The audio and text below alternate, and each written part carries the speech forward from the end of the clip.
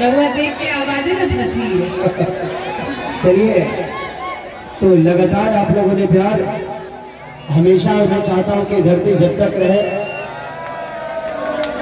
इसके नेतृत्व तो सिर्फ अमन मणि त्रिपाठी ही करे, जिसका नाम ही अमन है,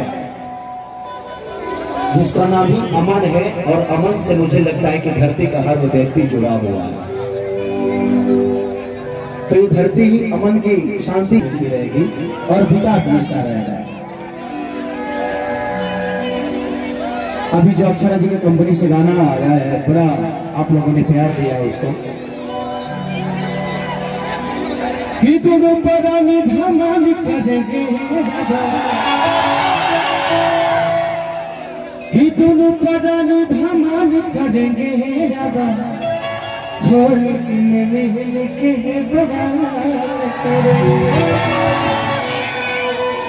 तो इनके चैनल को भी आप सब प्यार दीजिए। और ये गाना आज मेरा सारे गाना हम भोजपुरी से छूटा है, शायद आप लोग सुनेंगे तो बड़ा मजा आएगा। कि अपन परवल के ले तारू शहर पिया तो हमारा बन के दाम दे तो आज ही छूटा है। आप सबको जरूर प्यार मिलेगा, आशीर्वाद मिलेगा, दिखाओगी देवी के द्वारा दूर।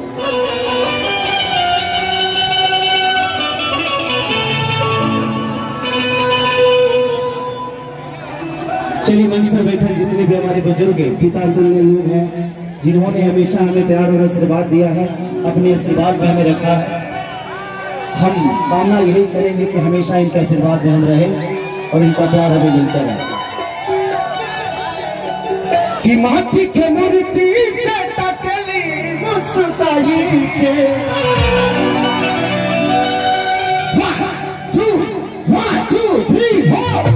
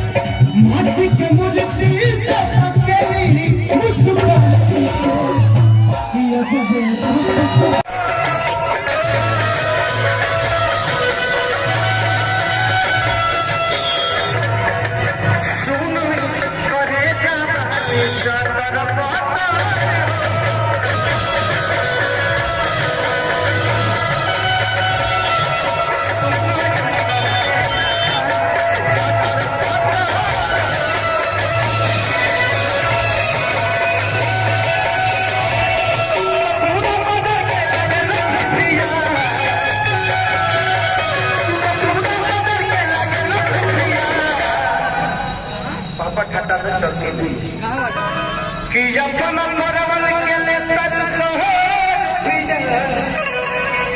कि अपन